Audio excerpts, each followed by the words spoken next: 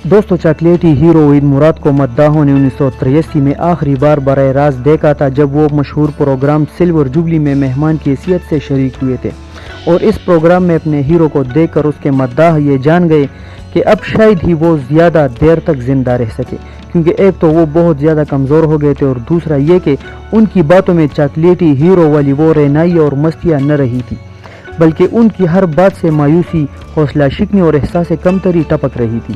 یہ ان کی last appearance تھی، اس کے بعد وہ کبھی دوبارہ سامنے نہیں آئے، اور اس کے بعد ان کے مداحوں کو ان کی موت کی خبر ہی سننے کو ملی۔ فیض احمد وحید مراد کے دیرینہ مداح تھے اور ان کے نام پر فین کلب بھی چلاتے تھے۔ وہ وحید مراد صاحب سے آخری ملاقات کے بارے میں کہتے ہیں کہ 1983 میں جب وحید مراد صاحب سلور جوبلی پروگرام میں شرکت کے لیے آئے تو پروگرام ختم ہونے پر ہم ان کے پاس چلے گئے تو وہ بہت زیادہ کمزور اور مایوس دکھائی دے رہے تھے۔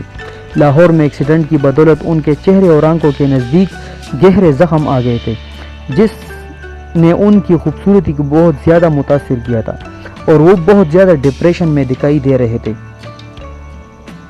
ہم نے ان سے کہا کہ وحید صاحب، آپ کے پاس پیسوں کی کمی نہیں، آپ کیوں اتنے مایوس ہوتے ہیں؟ ایک نیا پروجیکٹ شروع کیجئے اور ایک نئے انداز سے انٹری کیجئے۔ آپ کے لاکھوں فینز اب بھی آپ کو پردے پر دیکھنے کے لیے بے تاب ہے۔ اگر یہ نہیں تو کم از کم اپنی شاہکار فلم ارمان کو رنگین بنا کر دوبارہ پیش کیجئے، اب بھی لاکھوں لوگ اسے دیکھنا چاہتے ہیں۔ وحید صاحب نے یہ سن کر انتہائی مایوسی اور دل شکستگی کے ساتھ جواب دیا کہ آپ کی بات ٹھیک ہے، لیکن کاش یہ بات مجھے پہلے کسی نے کہی ہوتی، افسوس اب میرے پاس اتنا وقت نہیں۔ وحید صاحب کی یہ بات سن کر میرے دل میں خطرے کی گھنٹیاں بجنے لگی، اور میں نے اپنے دوستوں سے کہا کہ اگر وحید صاحب کے لیے کچھ کر سکتے ہو تو جلدی کرو، کیونکہ اب شاید ہی وہ زیادہ جی سکے۔ فرید اشرف غازی بھی وحید مراد صاحب کے ایک دیرینہ مداح اور وفادار ساتھی تھے۔ شاید وہ اکلوتے شخص تھے جنہوں نے وحید مراد صاحب سے آخری ملاقات ان کے گھر پر کی تھی، اور اس کے بعد دوسرے لوگوں نے وحیدوں کو مرنے کے بعد ہی دیکھا تھا۔ فرید اشرف غازی صاحب نے اس ملاقات کو بعد میں ایک اخبار میں بھی شائع کیا۔ وہ لکھتے ہیں کہ میں گارڈن میں وحید مراد صاحب کا انتظار کر رہا تھا کہ تقریباً 10 منٹ بعد وحید صاحب اپنے کمرے سے نکل آئے۔ ان کے بال، لباس اور حلیہ سب کچھ بے ترتیب تھا، اور ان کا کمر بند یعنی پتلون بیلٹ زمین پر گھسٹ رہا تھا، اور وحید صاحب کو اس کی خبر بھی نہیں تھی۔ میں یہ منظر دیکھ کر بہت زیادہ غمگین ہوا کہ یہ وہ شخص ہے جس کی ایک جھلک دیکھنے کے لیے ٹریفک کے جام ہویا کرتی تھی، اور اب زمانے کی بے وفائی اور دوستوں کی بے رخی نے انہیں اس مقام تک آ پہنچایا ہے۔ فرید اشرف غازی صاحب لکھتے ہیں کہ وحید صاحب مجھ سے ملے تو میں نے ان سے کرسی پر بیٹھنے کے لیے کہا، اور جب وہ کرسی پر بیٹھنے لگے تو بالکل کرسی پر گر گئے۔ مجھے ایسا لگا کہ شاید وحید صاحب سمجھے تھے کہ وہ کرسی پر بیٹھ گئے ہیں، لیکن وہ بیٹھے نہیں تھے اور بالکل کرسی پر ڈیر ہو گئے۔ اس پر وحید صاحب نے مایوس کن لہجے میں کہا کہ یار، میرے ساتھ یہی مسئلہ ہے، میرا ایکسیڈنٹ بھی اسی وجہ سے ہوا تھا۔ جب میرے سامنے رکشہ آیا اور میں نے بریک لگانی چاہی تو مجھے ایسا لگا کہ میں بریک مار چکا ہوں، لیکن وہ لگا نہیں تھا اور میرا حادثہ ہو گیا۔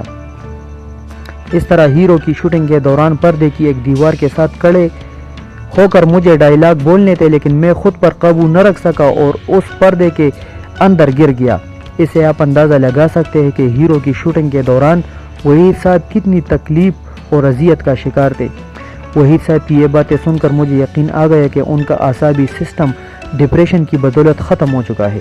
ایسا لگتا تھا جیسے خود وحید مراد صاحب کو بھی اپنی موت کا یقین بلکہ انتظار تھا، اور وہ یہ دنیا اور کم ضرب دوستوں اور رشتہ داروں کو چھوڑنا چاہتے تھے۔ انیتا ایوب، جن کے گھر پر وحید صاحب نے جان دی تھی، ان کے شوہر قادر موسانی کہتے ہیں کہ موت سے 3-4 روز قبل وہ اپنے بیٹے کی سالگرہ کے لیے بہت سا سامان لائے اور میری دکان پر رکھ دیا۔ میں نے کہا کہ وحید صاحب، پہلے تو آپ نے اتنا شاپنگ کبھی نہیں کی۔ اس پر وحید صاحب نے کہا کہ یار، اگلی سالگرہ تک کون جیتا ہے، اس لیے یہ سالگرہ دھوم دھام سے مناؤں گا۔ اس کے چند دن بعد وحید صاحب اس جہان پانی سے منہ موڑ گئے، لیکن ان کی یہ پیش گوئی بالکل سچ ثابت ہوئی کہ 1984 کا سال میرا سال ہوگا۔ اسی سال پورے پاکستان کے اخبارات اور جرائد میں صرف وحید مراد صاحب کے چرچے تھے، اور پاکستانی فلم بین ان کی موت کے بعد ان کی قدر جان گئے۔ سینما ہالوں پر ان کی پرانی فلمیں لگائی گئی، اور لوگوں کا اتنا رش تھا کہ ان فلموں نے دوبارہ سلور اور ڈائمنڈ جوبلیاں منائی۔ عینی شاہدین کہتے ہیں کہ ہم نے وہ منظر بھی دیکھا ہے کہ دوسرے اداکاروں کے فینز بھی اپنے پسندیدہ ہیروز کی نئی فلمیں چھوڑ کر وحید مراد صاحب کی پرانی فلمیں دیکھنے کے لیے سینما ہال جاتے، اور واپسی پر بہت سے لوگ روتے ہوئے بھی دیکھے گئے کہ ہم نے کتنے عظیم ہیرو کو گنوایا ہے۔ وحید مراد صاحب کی فلم ہیرو بعد میں ڈپلیکیٹ کے ذریعے مکمل کرا کے ریلیز کر دی گئی، جس کے بارے میں ان کے مخالفین نے یہ بات مشہور کر دی کہ وہ فلاپ تھی، جبکہ حقیقت یہ تھی کہ اس فلم پر اتنا رش جمع تھا کہ بیمبینو سینما ہال کی گیلری گرنے کا خدشہ پیدا ہوا اور پولیس بلا کر لوگوں کو منتشر کیا گیا۔ وحید مراد صاحب کی بات بالکل ٹھیک تھی کہ سال 1984 ان کا سال ہوگا، بلکہ کئی سال تک اس عظیم ہیرو کے چرچے رہے اور آج تک وہ پاکستان کے سب سے زیادہ پسند کیے جانے والے ہیرو کے طور پر نمبر 1 حیثیت رکھتے ہیں۔ شاعر نے بالکل سچ کہا تھا، کیا گیا تھا کبھی مجھ کو سنسار جہاں، وہی لگایا گیا ہے مجسمہ میرا۔ امید ہے کہ ویڈیو آپ کو پسند آ گئی ہوگی۔